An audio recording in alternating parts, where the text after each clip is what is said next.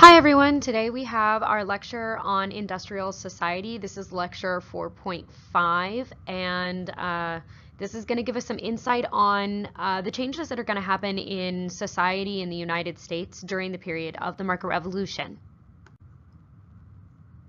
So as we discussed, it's the end of the War of 1812. Despite the fact that we didn't exactly win that war, we kind of counted it as a win, especially because of the success of the Battle of New Orleans. And so we're going to give this title, The Era of Good Feelings, to this post-War of 1812 period.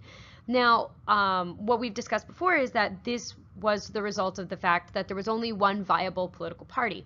The Federalists had disappeared because of their whiny crybabiness that was coming out of the Hartford Convention and those demands that they had made. But this idea that America was supposedly politically united and connected is not entirely true, as we've seen in the results of the rise of the Democratic Party with Jackson, the rise of the Whig Party in response to Jackson. So we know that this is not necessarily true politically. But in a social sense, the era of good feelings is much more accurate, that we are going to have an overall rise in America's prosperity. Also, that there is a huge upsweep of nationalism and patriotism as a result of the War of 1812. Now, I want to make a clear difference between what is patriotism and what is nationalism. So patriotism is when you have great pride in your government, great pride in your country and the things that your country stands for. I have pride in the flag. I have pride in the U.S. government. I have pride in our president. That's patriotism. Nationalism is having pride in your culture, this shared history, this shared society. So having nationalism would be that you are proud of America's independent nature. You are proud of America's, traditions of hot dogs and baseball. Those are kind of nationalistic ideals. And we're really definitely going to see a lot of that nationalism take hold during this time and really identify as even more as being unique, independent, and different from Europe. So we are going to see at this time a dramatic rise in the standard of living for all Americans, and a lot of this is due to the fact that we are in the midst of the market revolution. We're having new products being made, we have greater industrialization, which does provide for more jobs and thus higher amounts of wages for all Americans. So we are going to definitely see that as a result of the market revolution. We're also going to see that there is kind of a social side that comes along with this, that people are going to be seeking a better life than they had before, that they are going to be actively attempting to rise up the social ladder, which we didn't necessarily see as much in previous generations. However, the market revolution does create a vast uneven distribution of income. And this is because you have those that own the factories versus those that are working in the factories. Those that are working in the factories are going to obviously be making much less than own the factories. And there's really not much of a group that is in the middle. We are going to get a growing middle class, and I'll discuss that in just a few minutes.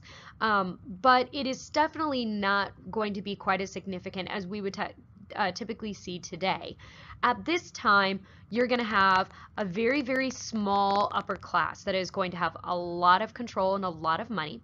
You're going to have a growing middle class, but still relatively small because it's still pretty new in America. And then you're going to have a vast working class. And these people are going to have a very difficult time, and yet their lives are actually better than what they were before. And so we'll look at kind of the comparison between what their lives were before and what they are now during this period of the market revolution. So we're going to start off with the lower class. Now, the pictures that you see here are typical pictures of the time, and actually the picture that you see in the background is an area that is known as 5 Points in New York. This is called 5 Points because it is an area where 5 streets all met together. These were the oldest, most rundown parts of New York City, and this particular area was the area where most immigrants were coming to live. And at this point, most of those immigrants were going to be Irish immigrants. So this area is very old, it's very run down, and it is way overcrowded. And so it did lead to a lot of other issues like disease and violence.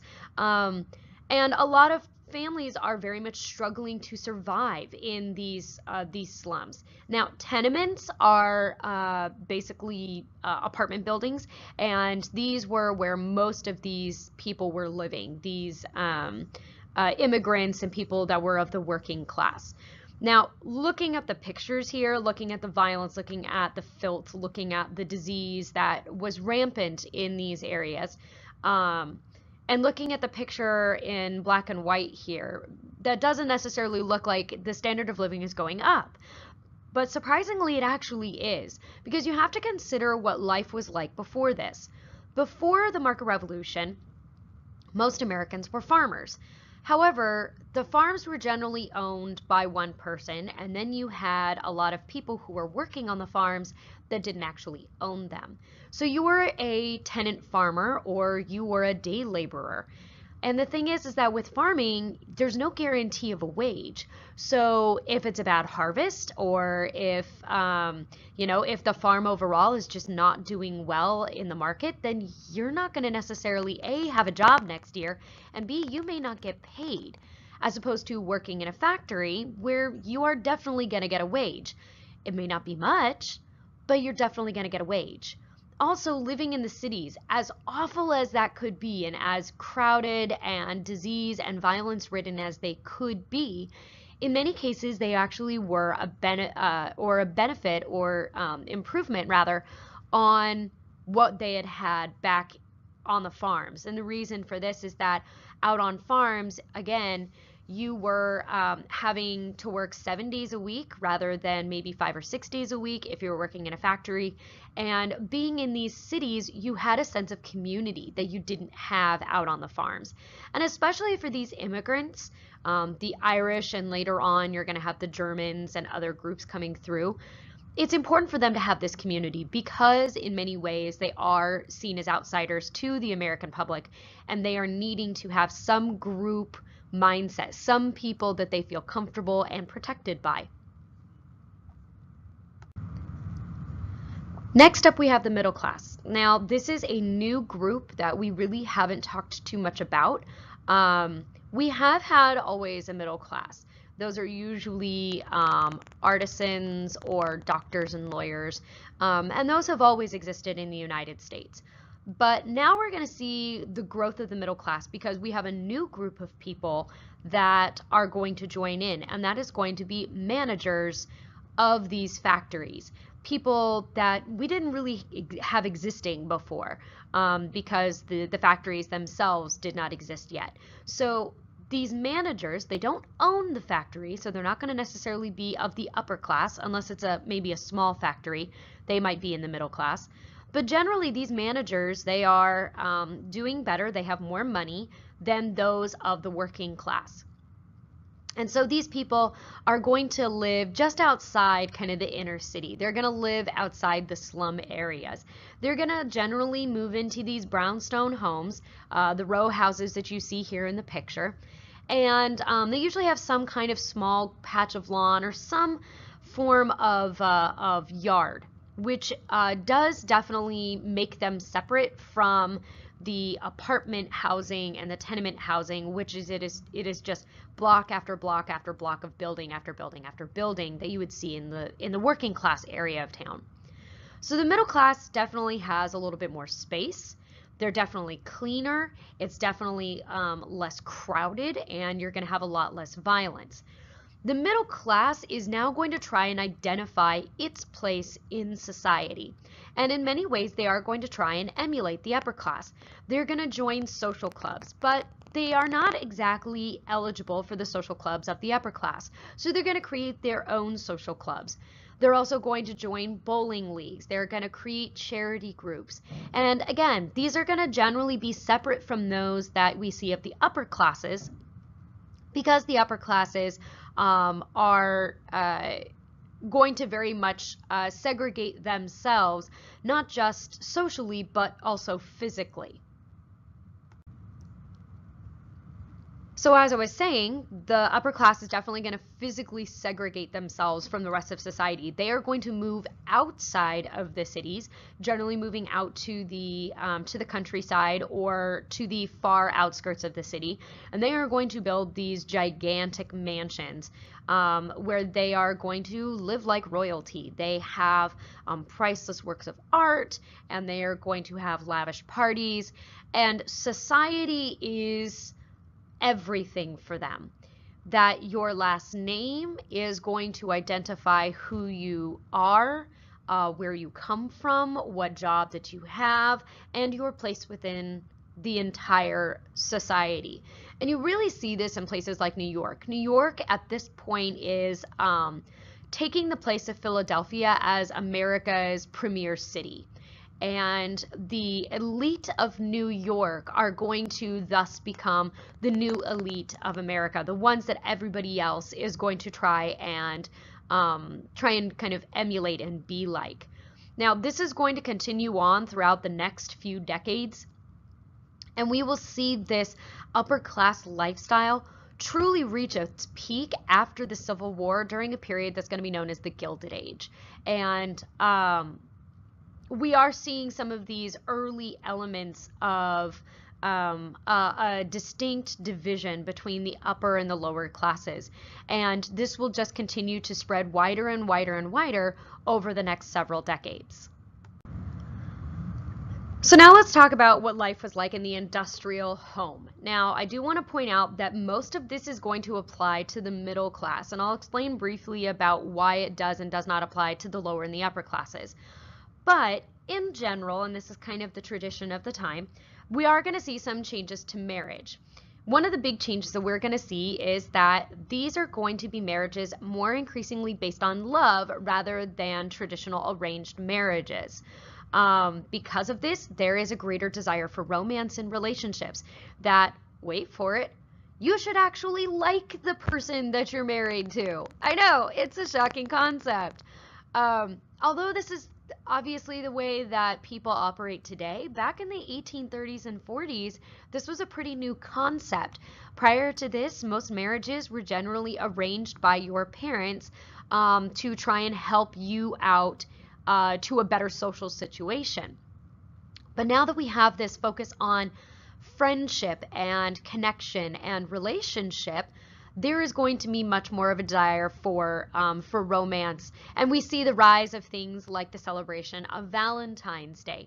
Valentine's Day had never really been a thing before, and now suddenly it is something that is going to be celebrated much, much, much more frequently, and you're going to see a larger amount of attention given to it.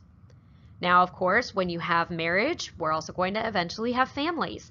And there are going to be some big changes to families. For example, they're going to get a lot smaller. Now, before industrialization, you wanted to have as big of a family as possible because you lived on a farm. And the more children you have, the more free labor you have. Yes, you've got to feed those children, but they can do a lot of work in order to basically pay their way. So they are essentially free labor. But when you move to the cities, every child is another mouth to feed. Every child is now an extra burden.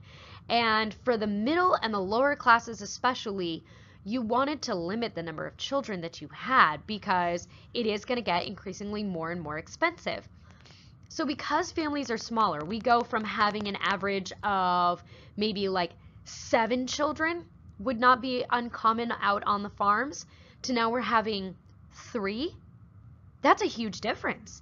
And because there are so fewer children in each family, each child is going to get more attention. Each child is going to get more affection from the parents.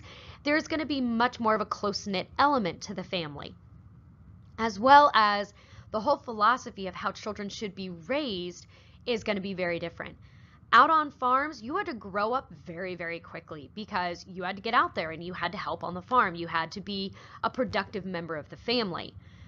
You also needed to follow rules and be essentially a miniature adult from pretty much the time you're about 3 or 4. You were being trained, and kind of childhood tactics, childhood behaviors were essentially beaten out of you.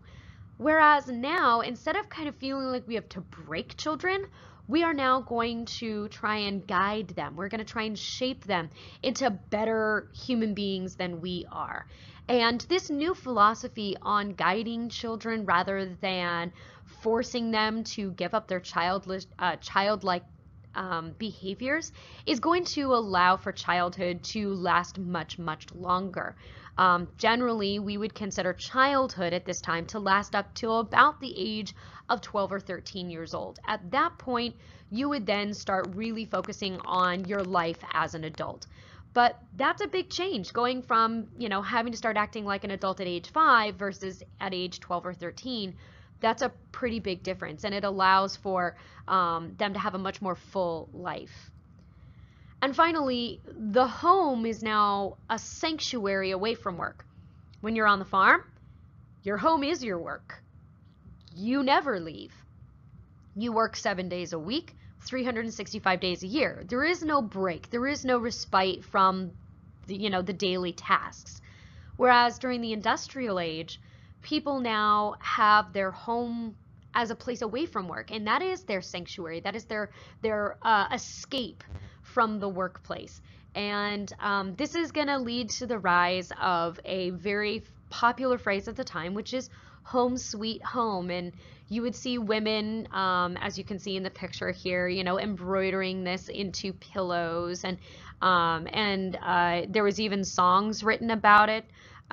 So you definitely see this sense that the home is a place of love, it is a place of community, and it is a place of safety away from the stress and violence of the outside world. We're also going to see that this division between home life and work life is going to create a stricter divide between the sexes. Now, for all of my feminists in the room right now, this is going to be something that's going to just be like nails on a chalkboard for you, so take a deep breath and bear with me on this. Back in the 1830s and 40s, there was a very clear, defined belief that there was a male space and a female space in the world, and that each one had very distinct roles based on their physical and mental characteristics. So for men, the belief was that men were part of the public sphere. They were outside the home. They were involved in wage labor because that works well with the male physique. It is physical, it is dangerous. That works for men because men are physically bigger and stronger than women. Because of this, it is also the place of government, where we would have political parties. Men are involved in the army. Again, this goes along with both a physical nature of, to be in the army, you had to be strong. To be in the army, you had to be, willing to fight and be brave and that type of thing, which was believed to be much more of a masculine trait. But also going along with government are things like political parties, where you had to be educated in order to vote, that you had to be an active member of this process that, to be honest, was, as we know, politics can be pretty dirty and pretty scummy stuff. Also, because of male tradition, men are involved in conflict. So this yet goes again to reaffirm that men are involved in war. Men thus are involved in conflicts with business, right? Businesses fight with each other, and men fight within business in order to get promotions and in order to, have their ideas heard, and so on and so forth, as well as we see it with politics. So it's these traditional ideas of what is a man's job is going to define that men are the ones that should be outside the home. Women, on the other hand, were expected to be part of the private sphere, that it is your role to be the homemaker, it is your role to be the housekeeper and the rearer of the children. that women had typically always done housework of cooking and cleaning and nurturing, and thus that is their natural role, and that they should stay in the private sphere. Now, some of the reasons for this, and they use kind of physical observations as to why women were seen as inferior to men. First of all, women are physically smaller than men, thus they were seen to be less capable.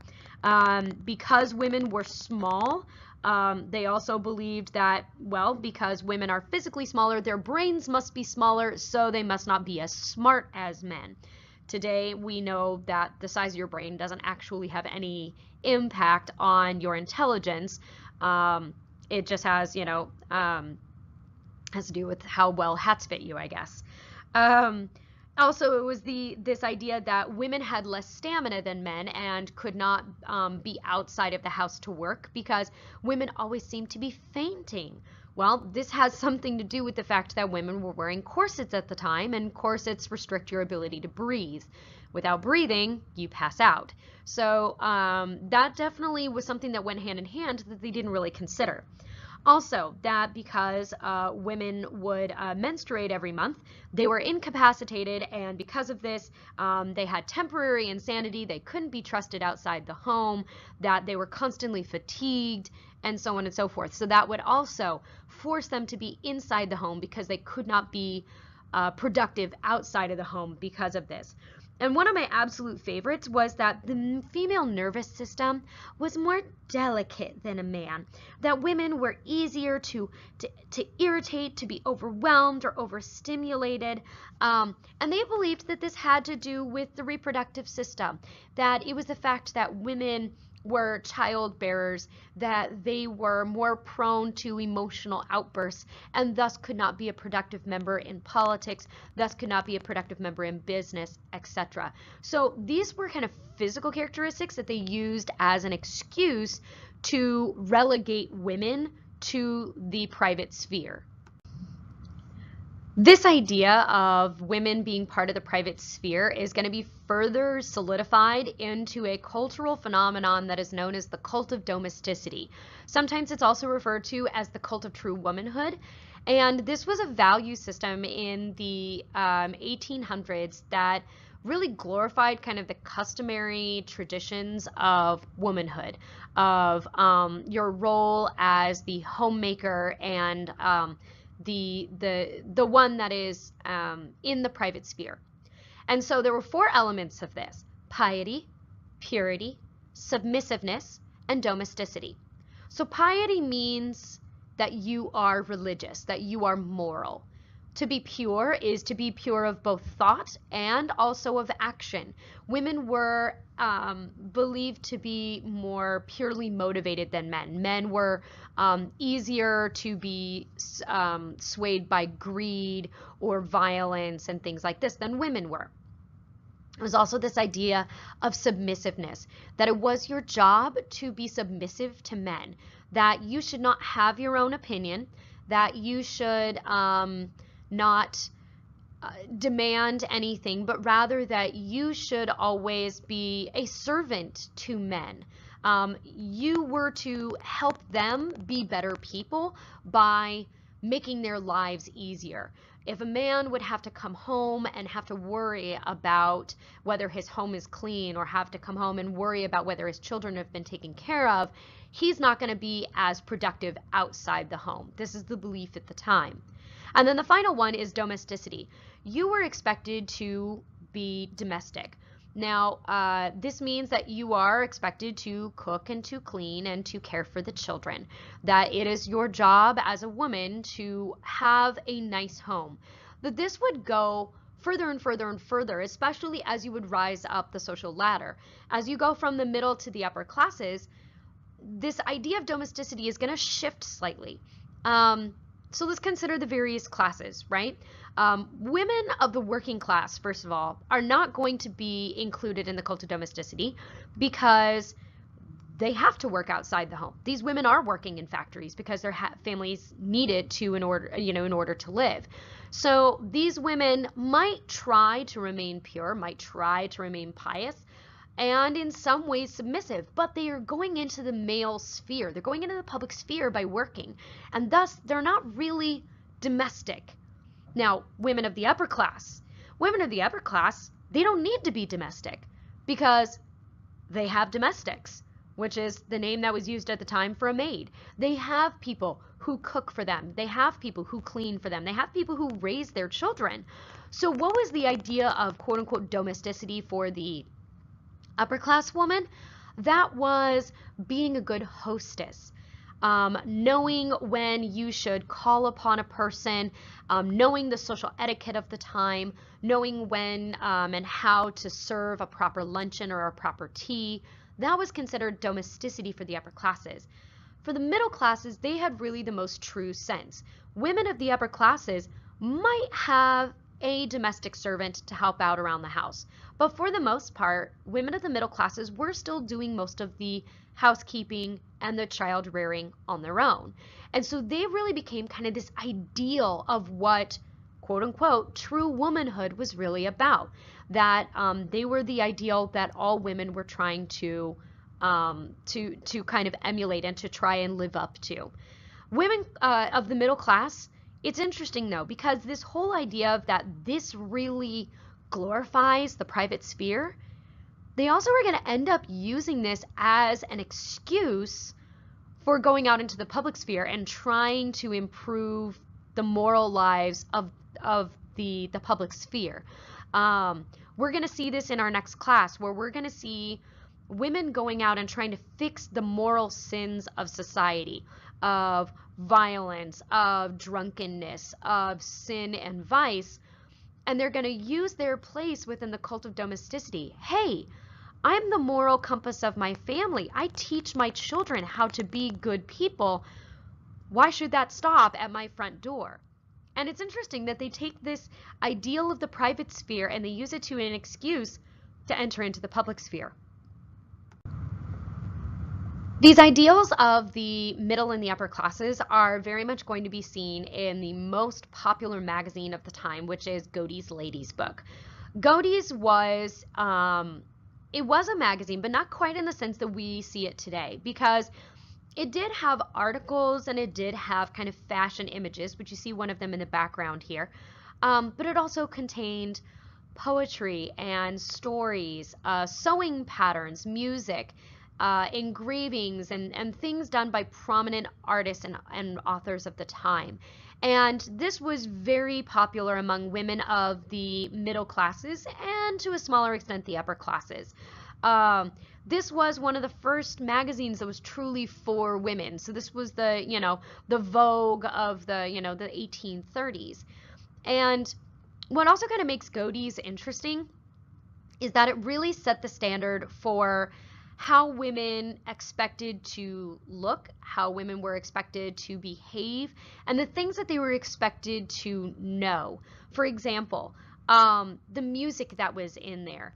That was, they would put a piece of sheet music in there for every issue, and women were kind of expected culturally to know these songs. And many times they were the popular songs of the time, but it was still expected that a woman would learn to play the piano, or a woman would learn to play harp, or they would learn to play some other very feminine type of instrument in order to soothe their husbands in the evening with beautiful song, or to read to him some beautiful poetry to help him relax at the end of the day.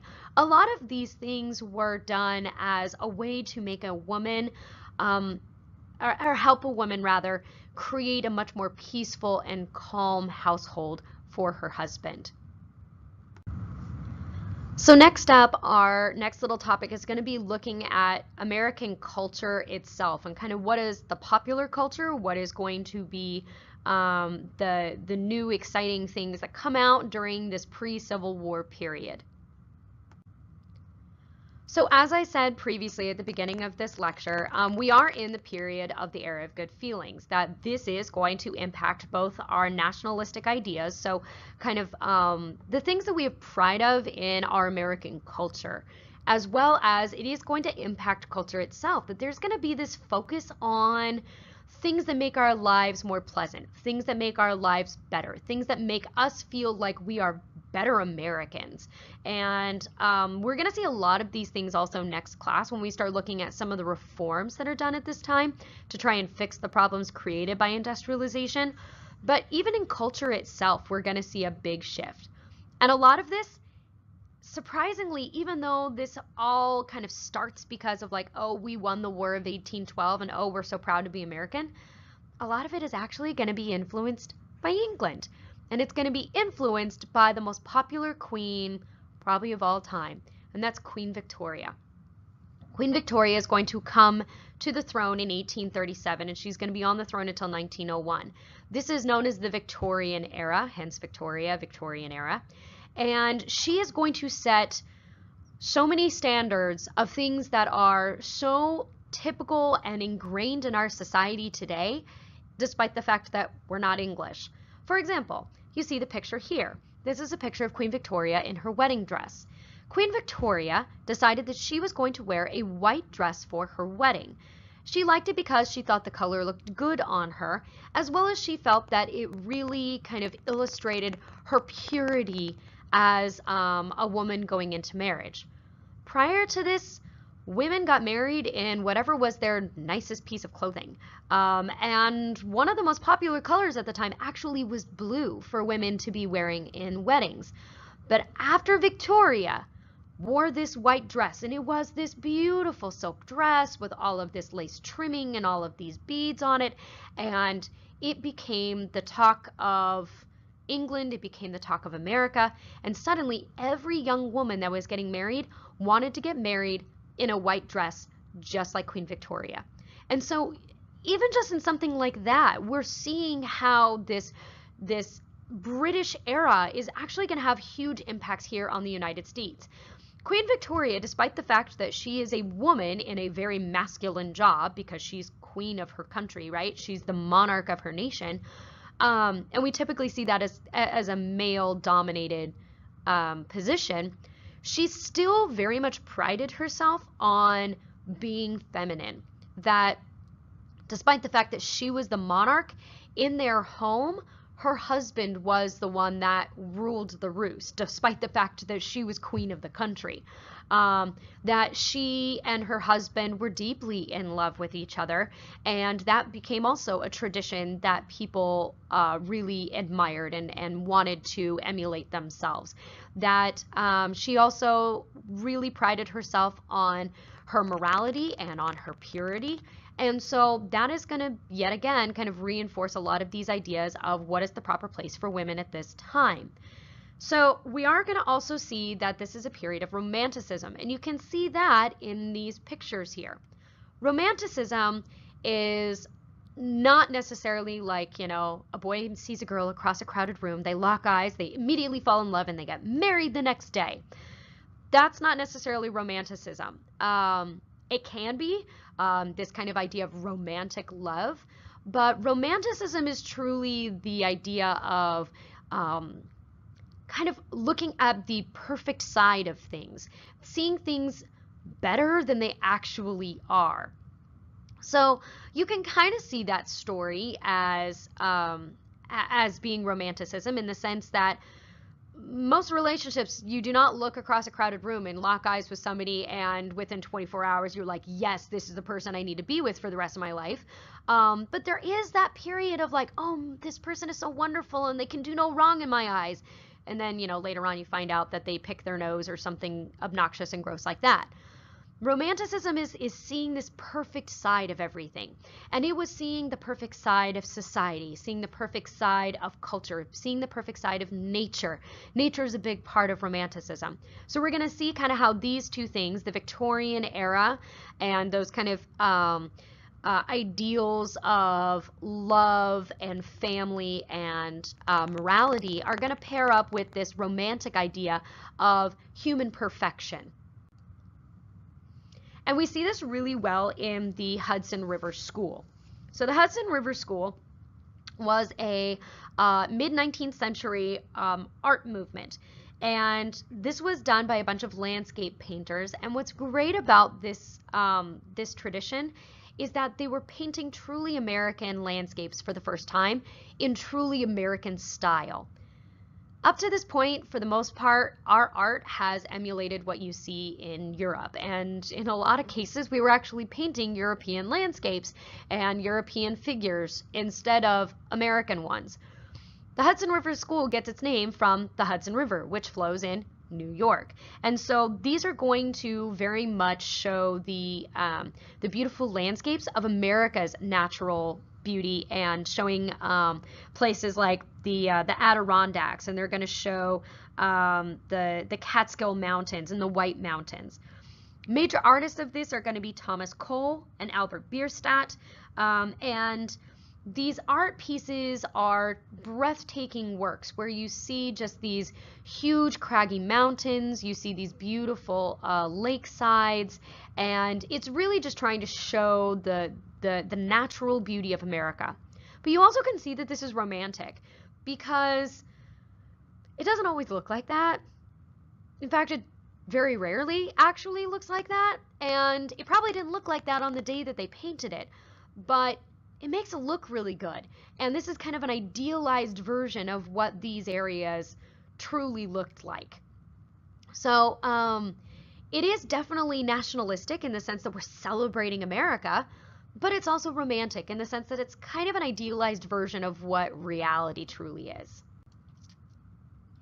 We also see this in our architecture, that we are no longer going to copy the modern European architecture that was popular at the time, but rather that we're going to do a flashback to ancient Greece, and we're going to see a big revival of Greek architecture.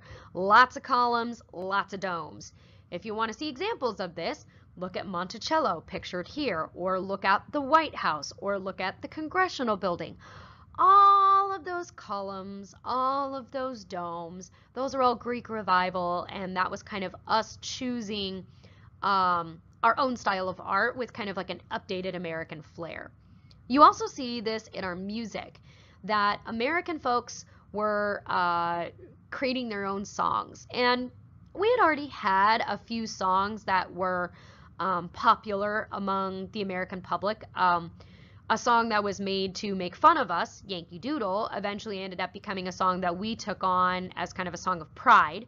But we really hadn't had like a vast array of truly American folk songs. And we started to see this in the 1830s and 40s. So a great example of this would be Stephen Foster's Old Folks at Home, also known as Swanee River. Way down upon the Swanee River, far, far away. So these kind of traditional folk songs, ones that you probably heard growing up as a kid on some kind of, CD that your parents bought you of, traditional American songs, they talk about American landscapes. They talk about American locations. The song Dixie, oh, I wish I was in Dixie, hooray, hooray. That's all about the South. So you have these songs that are finally celebrating American tradition. And so this is a great example, again, of us seeing how American art is celebrating our independent nature and being truly nationalistic.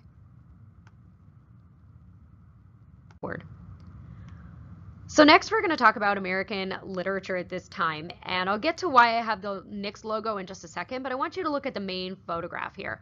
This painting is of the Legend of Sleepy Hollow. Most of you guys might recognize this either as the Tale of Ichabod Crane or the Tale of the Headless Horseman. But this is a story that was written by one of the Knickerbockers. That was a nickname given to a group of 19th century writers who wrote for a publication known as the Knickerbocker. And Knickerbocker is actually a Dutch last name that has been Americanized. And we know that the Dutch landed in where? New York, or at that time it was New Amsterdam, New Netherland. So we have a very large Dutch influence there. And the Knickerbockers were a family that was incredibly influential in this area. And so anyone that was from New York eventually became known as knickerbockers. It also had to do with a style of clothing that was popular at the time as well, where it was kind of like a set of knee breeches that men would wear with then high leg stockings. Eventually, throughout time, when New York decides to make a basketball team, rather, they are trying to decide what should they call themselves, and they called themselves the New York Knickerbockers, and eventually just shortened it to the New York Knicks. So, fun fact for the day.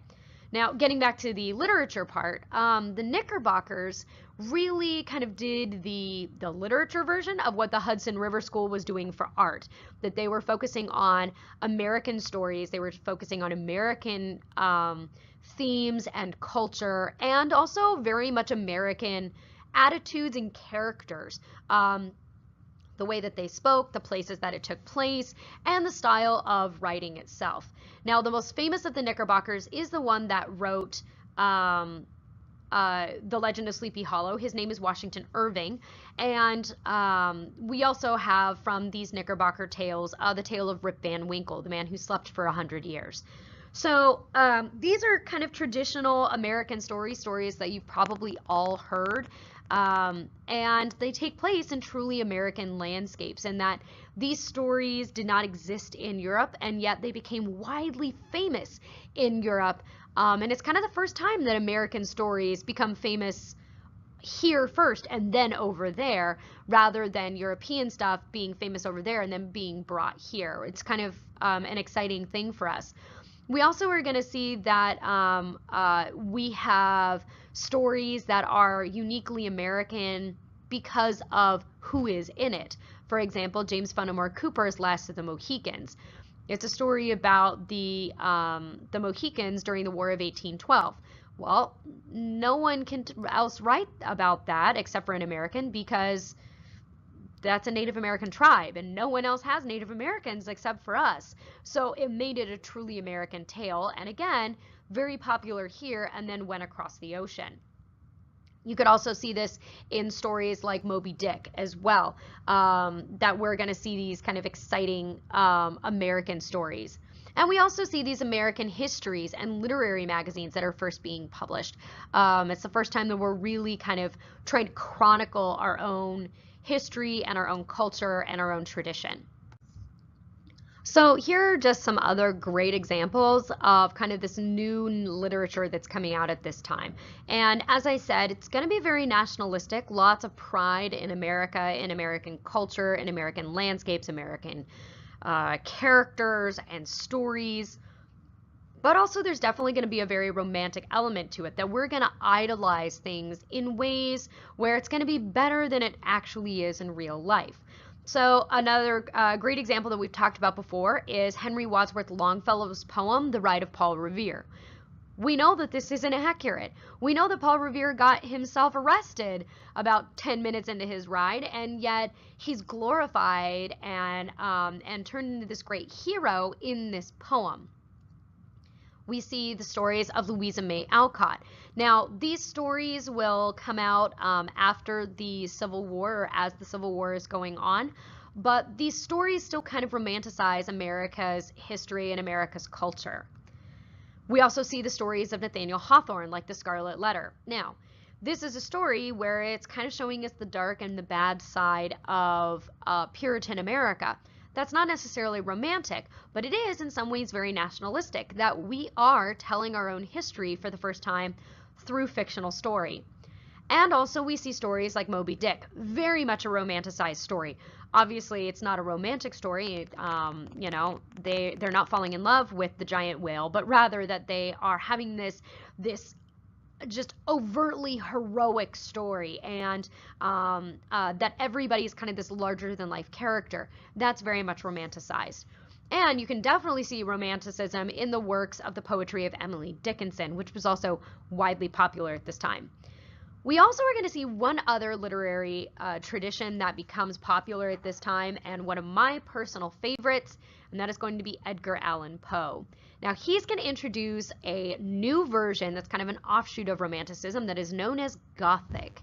Gothic's going to start to become very popular towards the end of this period, kind of the 1840s, 1850s period. Gothic is very much like Romanticism.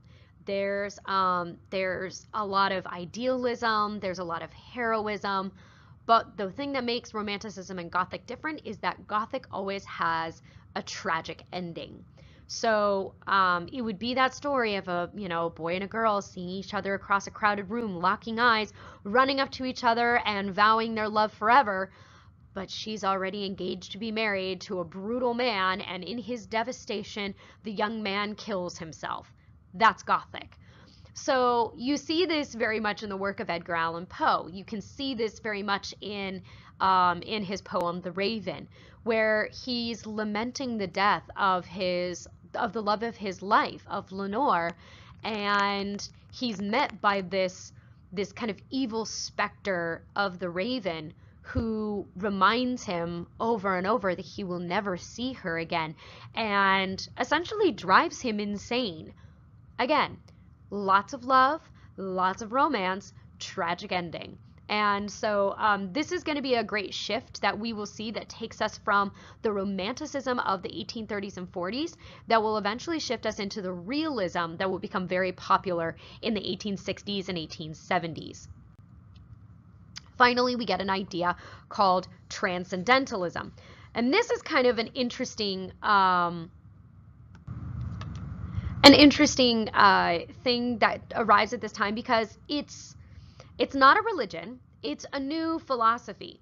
And this philosophical movement arose initially in the 1820s, but it would actually become a common thing and kind of popular all the way up through the Civil War. So this is going to be quite a period of time that we have this philosophical shift that's happening in America. This is a reaction to industrialization and urbanization and immigration, that things were changing so fast that people felt that the world was changing too fast in a bad way, and they wanted to find a way to fix it, and they wanted to find a way to perfect it. And it wasn't necessarily that they were looking for government to fix it, but rather that they were looking on an individual level of, how can I find my version of a perfect world? And they felt that really the only way to do this was to escape the corruption of the modern world and to truly remove oneself from it. They wanted to return to nature, because nature is simple, nature is orderly, nature is good. And so they figure that if they get back to nature, they're going to get back to human nature. They're going to get back to truth. They're going to get back to justice and perfection. And that is kind of their goal. They also believe that one of the ways that you had to do this was through self-reliance, that you cannot be connected to this modern community, this modern society, because that modern society was part of the problem, that there was too much greed, too much vice, too much sin for people to actually see the truth. This man right here is known as the father of transcendentalism, and his name is Ralph Waldo Emerson. Now, a lot of people mistake transcendentalism for being this very religious philosophy, but it's actually not. They actually saw the Bible as part of the problem, that the Bible was written by man, and thus it is fallible, whereas nature is created by God and thus infallible. So they really felt the only way for you to truly understand humanity, to be a perfect human being, was to remove yourself from religion, remove yourself from society, remove yourself from all of those kind of traditional forms of community that had been defining American culture. And you can see this in his one of his poems, which is my personal favorite, and it's titled Success. To laugh often and much, to win the respect of intelligent people and the affection of children, to earn the appreciation of honest critics and endure the betrayal of false friends, to appreciate beauty, to find the best in others, to leave the world a bit better, whether by a healthy child, a garden patch, or a redeemed social condition. To know even one life has breathed easier because you have lived, this is to have succeeded. Now, if you think about that, in comparison to what was considered success at this time, that's a pretty stark contrast. that at this time they believed that that greed and money and big houses, that was the sign of success. And he's going with a much more altruistic, much more natural form of success. And you can see these ideas of kind of removing oneself from traditional society and traditional ideals in the works of these other transcendentalists. Now, the next person we're talking about is probably like the most iconic transcendentalist and the one that you will most likely see used on the AP exam, and that is going to be Henry David Thoreau. Now, Thoreau was very much influenced by Emerson and decided that he truly was going to remove himself from this society, not just in the philosophical sense, but in the literal sense. He literally left society and went and lived in the woods for 2 years by himself, so that he could better understand the world. And he wrote about these experiences in Walden, or Life in the Woods. And in this, he tried to reduce his bodily wants by meditation, trying to pursue truth through study and self-reflection. And this was kind of his new definition of the way humanity should really behave. You can also see this in his other most famous writing, which is On the Duty of Civil Disobedience. This particular book, or rather essay, outlines that mankind has created laws, and many of those laws are not good laws. And so it is your duty as a moral individual to disobey bad laws. This essay would be so influential that it would greatly impact the works of Gandhi and also Martin Luther King, that they are both going to cite this work as their inspiration for many of the other things that they do in their individual fights for equality and justice. Margaret Fuller is one of our few female transcendentalists. She was the editor of a transcendentalist newspaper, and she applied the ideals of transcendentalism to women, especially kind of these ideas that women should not necessarily be subservient to men because men are just as corrupt as anybody else. So if women are subservient to men, women are going to have to follow bad instructions, follow bad rules. Whereas if women are truly independent, that women can use their innate morality and their innate good nature to help improve society. So she's kind of turning that cult of domesticity on its head. And then one of my personal favorite transcendentalists, Walt Whitman. He wrote a book called Leaves of Grass, which is pretty much incomprehensible if you're trying to read it. And it's kind of like free form poetry that's in a narrative, and it's very confusing. For those of you guys who are fans of the John Green book, Paper Towns, this is the book that they're talking about in that movie, and also in that book. And in this, he encourages people to holler out what he called a barbaric yawp.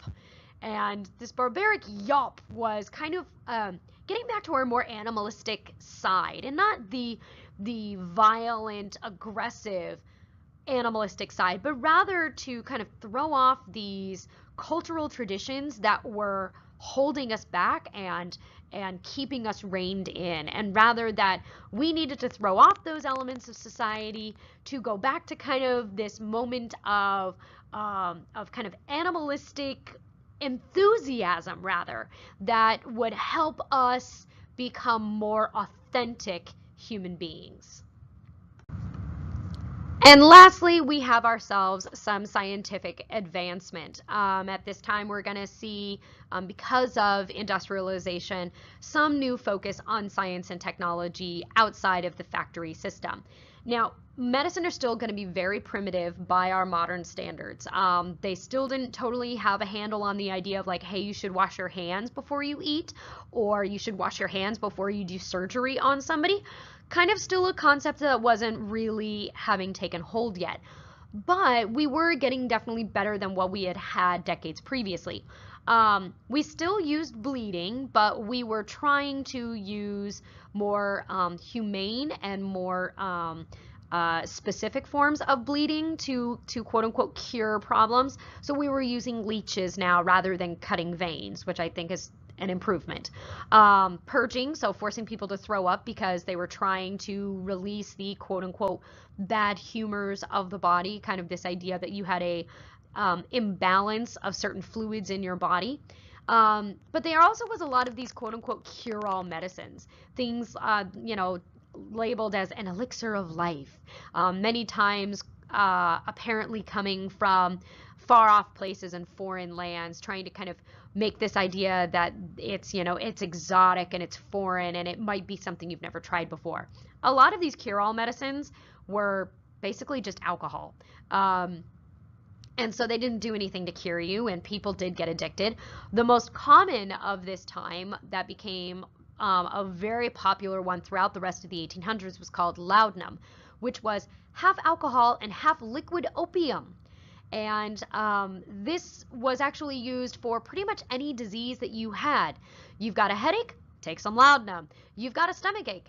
Take some laudanum. Oh, you're a pregnant woman who has morning sickness? Take some laudanum.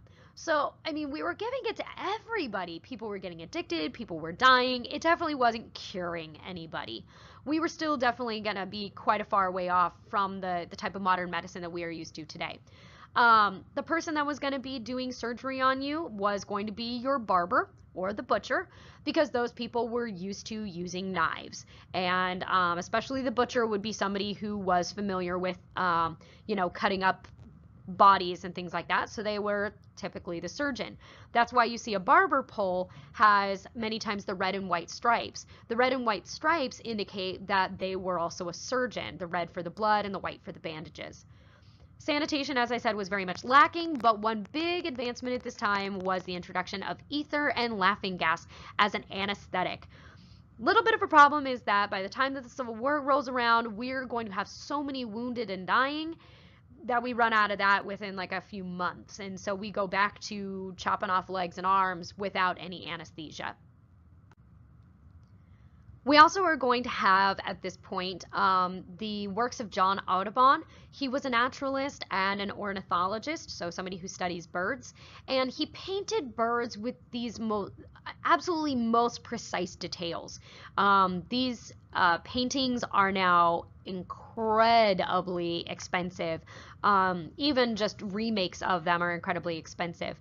And it's amazing how detailed these images were. And he was really trying to illustrate kind of the beauty of America and seeing what birds and other wildlife we actually had available here. And so this is also kind of showing this nationalistic fervor that was happening at this time. And then finally, we also have the Smithsonian Institution. The Smithsonian was first created in 1846, and it was named for the man who put forth the money for it, Mr. Smithson, hence Smithsonian. And it starts off relatively small, grows to the vast size of the various institutions today. You know, you have the American History Museum and the Natural History Museum and the Science Museum and all the others that have been created. But the Smithsonian was trying to show that America had just as much stuff to be proud of and to be proud about as Europe did. Europe had all kinds of museums. They had the Louvre and they have the British Museum. We didn't really have an American counterpart. And so he wanted to have a museum that could show America's history, but he also wanted it to be actively researching things for the future. So it's kind of interesting because it was supposed to be reflecting and glorifying our past as well as moving us forward towards the future. And I think that that really emulates this time overall, that we are glorifying what America is, but also very much anticipating what America one day will be. Thanks so much, and I'll see you guys next class.